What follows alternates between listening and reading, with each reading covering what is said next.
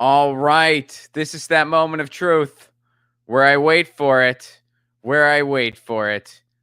YouTube, how you doing? What's Rockfin, you awake? Rockfin, you coming to life? Rockfin's slow. YouTube, are you coming in? Everything's slow today. Everything's a little slower today. YouTube's here. What's up, YouTube? How you doing? Happy to see you. Rockfin, where are you? There's Rockfin. That both a little. Twitter was first. YouTube was second. Rockfin was third, and they were a distant second and third, if I must say so. A very distant second and third. What's up, everybody? Good afternoon to all my East Coasters. My guest today is on the East Coast. Good morning to all my West Coasters. Good evening if you're in an evening time zone. Good morning to Lucy. She's meowing today. She's going nuts. She had a random morning because I went and I ran around this morning, and she's not used to that. Check my Twitter. I actually saw some marine life at the beach today. It was really exciting, and I don't know why Lucy's just going nuts today. She has a lot of energy. Anyway, so there's that. And shout out to everyone who makes this show possible. Our friends over at Indie Left. Indie Left is the place to find all the content creators you know and love. They have a list. They update it twice a day. And it's just a nice curation of articles of streamers to find out everything they got going on and subscribe to their Discord community. Go to independentleft.media. That's independentleft.media. Also, this was not on my docket to talk about today, so I'll just mention it very briefly before I bring in my guest, because it's all over the Twitter sphere. Andrew Cuomo has resigned. This is a sentence that I normally wouldn't say under regular circumstances, but today it makes sense. I wish more politicians would follow Andrew Cuomo's lead. That's not something I normally say, but I could say it today. I wish more of them would follow his lead. Looking at you, Joe Biden. Looking at you, Matt Gaetz. Looking at you, almost everybody else. You don't need, you can resign just for being terrible. Just for being terrible at your job. You can resign for that too. So, anyway. And I still stand by my theory that the Cuomo brothers, or Fredo and Elder Fredo, as some would call them, are just going to switch jobs. I stand by it. Watch CNN tonight. Chris is going to be the new governor. And Andrew's going to have a show. All right. So that's breaking. There you go. All right. But what we're talking about today is we're talking about a piece of the infrastructure bill that has no business being in the infrastructure bill, quite frankly, that concerns cryptocurrency and online privacy. And Fight for the Future, the digital rights organization that, full disclaimer, I have collaborated with in the past on campaigns and hope to in the future. They do amazing work. They are they are my favorite digital rights organization in the country, although they are one of many, many good ones, and they do very important things. They have been on a campaign to don't kill crypto. So to unpack this and what it's all about and what's going on in the infrastructure bill and where it currently stands is Fight for the Future member, Mr. Joe Thornton. What's up, Joe? How are you, buddy? Hey, thanks for having me on. Of course. Good to see you. So let's start basic. What is going on in this infrastructure bill? What concerns crypto? What's going on? What's this whole provision? Yeah, so within the infrastructure bill, the must-pass infrastructure bill that the Senate just voted on about a week and a half ago, Senators Portman and Sinema quietly snuck in a provision around cryptocurrency that was, it seemed like it didn't really understand how cryptocurrency works. And it applied all of these reporting requirements to entities throughout the crypto economy. It applied reporting requirements to these entities that would force them to report all this type of information with the idea of like tax reporting requirements to get people to pay their taxes more on cryptocurrency. But what it actually did was it facilitated some very, very invasive financial surveillance throughout the entire cryptocurrency system. One thing that a lot of people might not understand is that within crypto, all of the transaction history for many cryptocurrencies, Bitcoin being one of them, is pseudonymous public information. So you can go through and you can see all of the transactions that happen on the Bitcoin blockchain, but you can't tie names to unless you actually do some investigating. But what this would have done is it would have de-anonymized everyone basically in every cryptocurrency ecosystem. And even weirder, and this is where the misunderstanding comes in, I think, is that it was requiring reporting from entities in the crypto economy that didn't and never will have access to the information that was being requested.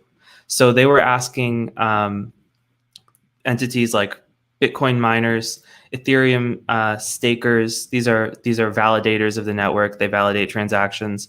It was also asking software developers who write wallet, like cryptocurrency wallet programs, and hardware and software designers who create hardware wallets, which are just like a USB stick that you can store your cryptocurrency on.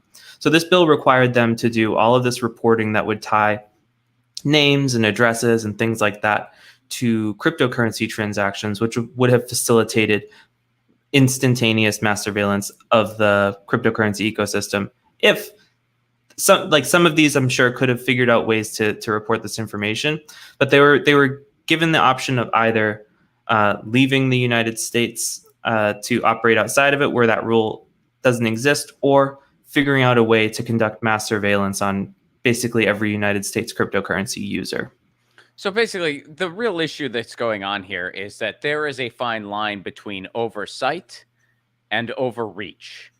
And Correct. this is an overreach, and it's put within an infrastructure bill. And that's why the red flags went off for your organization, for the Electronic Frontier Foundation, for everybody concerned in the realm of digital rights. And there's an important detail here too that I forgot to mention, and that there are centralized cryptocurrency exchanges that everybody knows about, Coinbase and Kraken and companies like that, who have the capability to do this type of reporting and are more than happy to report information to the IRS for tax purposes. And they are the entities that actually make sense to be reporting any type of information. Miners, stakers, hardware wallet developers, these people are not the people to go for this information. Right. Yeah. No, that's important. And that's kind of the issue that's really going on here. And you guys over at Fight have made that clear. Like, you've made it clear, like, look, whether you're a crypto user or not, whether you like crypto or not, this is about an overreach that pertains to online privacy and surveillance, and it is concerning. And it also shouldn't be in this bill. Like Yeah. What does this have to do with infrastructure? It has nothing to do with it. So y'all launched a campaign. Well, before we go to that, I want to go. I think this Vox article kind of does the summary of what you just talked about pretty good. The bill identifies a broker as anyone responsible for and regularly providing any service effectuating transfers of digital assets on behalf of another person. So this would include people like miners, the people actually doing these transactions. They don't have direct customers, quote unquote. So they would have to get all of this personal information on people that they don't need to have and shouldn't have. They don't want to have it. They don't want to have Yeah. it. So that's what's going on here. Instead of, again, you're talking about Coinbase, you're talking about all these other institutions that can provide that type of information for tax purposes. And they're more than happy to. And there's already laws around reporting crypto transactions on your taxes. We already have laws around that. It's not like anyone's calling for no types of oversight whatsoever. They're speaking out against an overreach, which is what this is. So y'all launched a campaign and you pressured the Senate. So what happened next? So the Portman Cinema cryptocurrency provision comes out. Everybody gets to look at it, freaks out. And a few days later, Senator Wyden introduced the Wyden-Lummis-Toomey amendment that actually fixed all of this. The only people that were required to report any of that type of information were the centralized entities like Coinbase, miners, stakers. All of those entities no longer were required to report that information. All seemed well, and we launched the page and we started driving tons and tons of calls to the entire Senate, asking them to support the Wyden amendment. Few days go by, and Senator Warner introduced his amendment that took all of this good stuff from the Wyden Amendment and just applied it to proof of work cryptocurrencies. So those are things like Bitcoin. Dogecoin is, I believe, proof of work, but it excluded a lot of the proof of stake cryptocurrencies, which are things like Ethereum. And those are actually more than within the Ethereum ecosystem, you can build things that are more than just send money from point A to point B. You can actually program smart contracts into Ethereum and things like Ethereum. And it totally excluded those from all the exceptions. So any proof of stake, so anything really Ethereum related, was suddenly burdened with all of these bizarre and impossible reporting requirements that were in the Portman-Sinema amendment. And it was totally bizarre. And it almost seemed like they didn't know what they were talking about, or maybe they didn't even know what proof of stake was, and they were just trying to be specific with the way that they were categorizing things. But it was a total screw up. I mean, it didn't make any sense. Mm-hmm.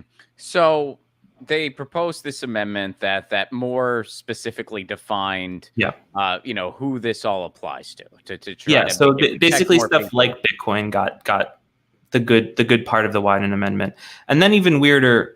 Shortly after Warner introduced this, the White House came out and endorsed the really bad version of it, the very watered down version of the Wyden Amendment, basically. Well, and then how this ended, I think Evan Greer, executive director over at Fight for the Future, she summed it up this way, and I love the way she summed it up here.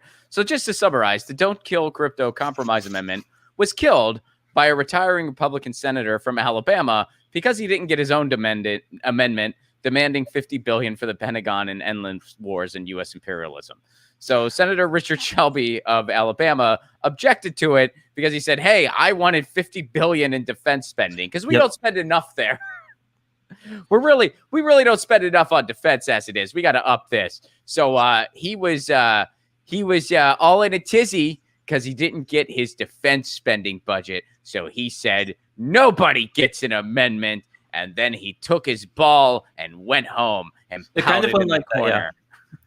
So to lead up to that event, there's a little more context that's needed where there was debate going back and forth about these two amendments. We were driving tons of calls in support of the Wyden Amendment, and senators were having discussions with each other within the Senate chambers about what they should do with it. There were rumors that there was going to be some sort of third amendment that combined the two. I don't know really how you combine them, but it was supposed to be a best of both worlds type of a thing. And before that could happen, Schumer basically stopped the debate. He said, we're not going to vote on any amendment. And the language reverted back to the very bad original Portman-Sinema amendment.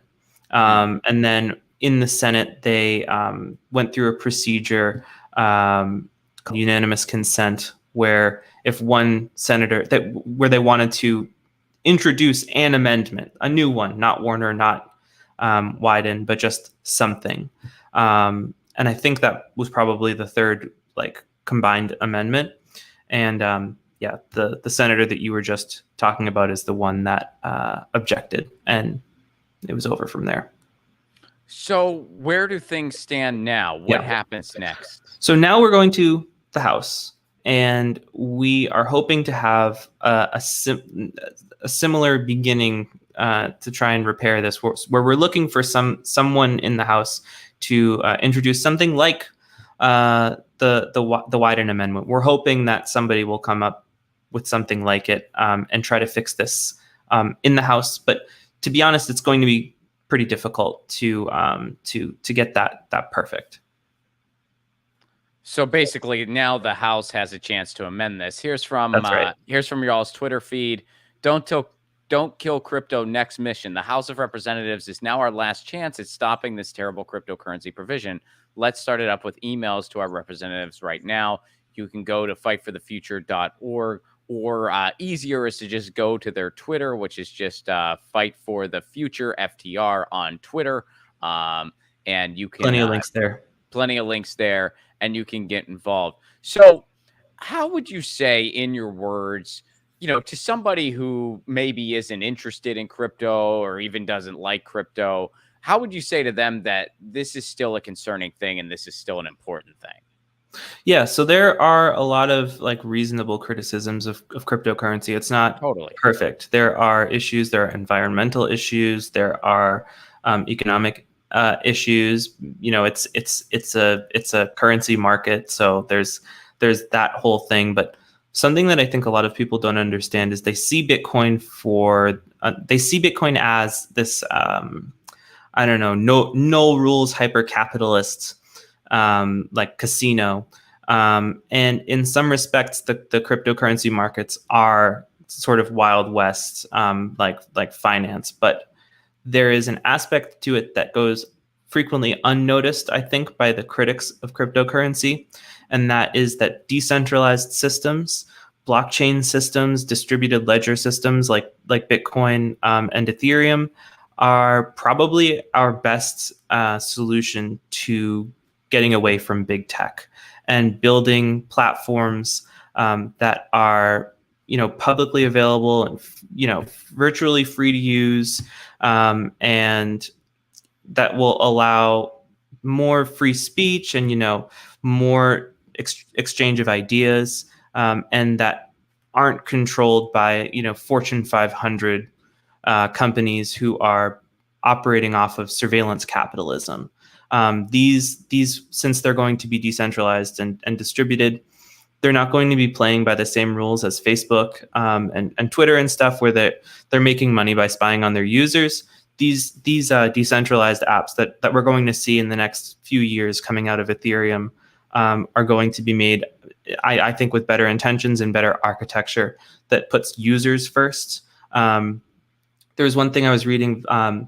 Vitalik, the creator of Ethereum, and I'm paraphrasing here, was saying, automation is going to, put taxi drivers out of work, but blockchain systems and decentralized applications, they're going to put Uber out of work by replacing those types of platforms. So you're going to see these worker-owned decentralized applications that will be replacing massive Fortune 500 companies, instead of Fortune 500 companies replacing people with software or spying on their users.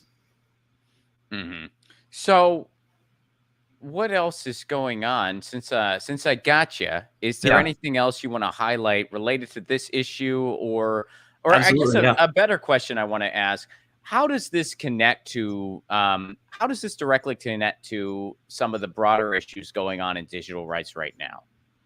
So there are two things I would say. One is that there's a broader issue globally with what's happening in the United States with cryptocurrency. There is a UN commission called the Financial Action Task Force, or FATF, and they are currently drafting a set of guidelines. I'm trying to think of the exact term. A guidance. So they issue guidance to central banks of various all the UN countries, and they very aggressively, I would say, offer them advice on how to conduct their business, and with the expectation that countries will adopt their guidance into laws, and they maintain a whitelist blacklist, and so they will exclude countries from advantages that come with playing nice with going along with FATF guidelines and playing nice with the UN. And the guidance that they're suggesting to the whole world is bizarrely similar to what we're fighting in the United States. So this is a fight here right now, but in the coming year, and once they actually publish their guidance, which there are drafts available, this issue may be occurring like all over the world. So this is just the most public, first occurrence of these like it's uncannily familiar if you read the FATF guidance. They're asking for virtually the same things. So this is not just a US thing. This is a global thing, and it will eventually spread. It's an inevitability. And the second part of your question was, how does this connect to other social issues? And in particular, digital rights issues. Yeah, so it's kind of what I was saying before. Like, this technology is in its early stages, and it's kind of like the internet in the mid 90s. We are dealing with, as internet users, a whole host of companies who are conducting surveillance on their users to make money and manipulate them into buying products or feeling a certain way. And that is their revenue model, is controlling people through algorithmic amplification and suppression. And these apps that will come out of these decentralized systems are the solution to those problems, and they are sort of an escape hatch from the hellish, post-apocalyptic landscape of big tech. Right on. So we kind of touched on this, but just in closing here, I want you to tell everyone where they can go to learn more about this issue and other issues that y'all got going on. Where's the best place for people to go? The best place to go is our Twitter account. That's Fight for the FTR. You can also go to fightforthefuture.org. And then to take action on this specific issue, by the time people are seeing this, I think the link should be live. We were just setting it up, but don'tkillcrypto.com, or if that's not working, fftf.link/savecrypto2. But really, our Twitter is the best place. Right on. Joe, thanks so much for breaking this down for us, man. It was Thank awesome you. talking to you. And again, I mean, you already know this about me, but thanks so much for everything you all do at Fight for the Future. And please give everybody my best. I will. I wanted to mention one more thing before I go, though. Yeah, please. So we, on our YouTube channel, which is youtube.com/fight for the future, we have a weekly live stream and podcast similar to this. Nice. And I just wanted to let people know to come check it out, subscribe to the channel, and we are weekly Fridays at 1:00, subject to change sometimes. But that's something that I think your viewers might like. So check it out. Awesome, man. What time is it? 1 Eastern or 1 Pacific? 1 Eastern. 1 Eastern. So 1 Eastern on Fridays, the Fight for the Future YouTube podcast/live stream. Yeah. All right, buddy. Thanks so much for being here, man. I appreciate it. Thank you very much. All right, be well. All right, there you go. Follow them on Twitter at Fight for the FTR, and of course, fightforthefuture.org to learn more about this and how it connects to all the digital rights issues, and of course, all the other amazing campaigns they got going on. Let me do some chats here, and then we're gonna do a pet send off too. I'll do a pet here, but I wanted to do go to the chat here pretty quick. So let's see. Lou, what's up, buddy? Yo, good to talk to you, Lou. Thank you so much for the super chat contribution. And Robert, I hope that the video game controller gets well soon. I don't know what that means exactly. I don't know if there's like a double meaning there. Maybe it's something bad or good. I have no idea, but it's a funny cartoon. And I hope the video game controller, I hope the broken arm heals. Again, if there's some kind of meaning to this, I don't know what it is. But anyway, and let's see here. Let's go to a pet. Someone's pet gets a send-off today. And oh, wait. I should probably show it to you guys. There you go. Now you guys get to see it. And let's see. I like it when I give it the shout out so everyone knows. Look at all these beautiful animals, huh? Look at all of them. Aw, Brittany, you're up. And this is Callie. Hello, Callie. I know a couple Callies, to tell you the truth. It's a beautiful dog name. And what a pretty dog. Okay, I don't know what kind of dog this is. But it's a pretty dog. And for those of you listening to the podcast later, you're like, we really don't know, Ron. It's a very beautiful black dog, very pretty eyes, Look at those eyes, those deep eyes from that dog. I don't know much about dogs. I just love them. I freaking love dogs. So Callie, you getting my best. And thank you for that, Brittany. And Callie says wolf. And Lucy says meow. And I say peace. And Joe says peace. And Brittany says peace. Thank you for sharing your pet, Brittany. And you know the drill, y'all. We'll be back tomorrow. And in the meantime, peace, love, and a general strike. See you next time. Oh, wait. Tour dates. I got them. Don't wait. Get your tickets now. RonPlacone.com. What cities have been announced? A lot of them. San Francisco, September 11th. That's when tour starts. San Francisco, Sacramento, and then Tempe, Tucson, Los Angeles before that. Detroit, Cleveland, Pittsburgh, Philly, New York City, baby, Washington, D.C., Asheville, North Carolina, Jacksonville, Gainesville, Orlando, Miami, Tampa, Nashville, Louisville, Indy, Chicago, Minneapolis, Madison. Don't wait. Get your tickets, ronplacone.com. And my movie trailer is dropping officially later today. I dropped it for patrons. And I dropped it for Rockfin Premium members. I dropped my movie trailer yesterday for them, but I'm going to be dropping it for everyone later today, and I will have more announcements about that as time goes on. So please make sure you're following me on Twitter at Ron Placone, and I'm excited for that. I'm real excited. That's all I can say right now. I'm just stoked, and I'll see y'all tomorrow. Peace.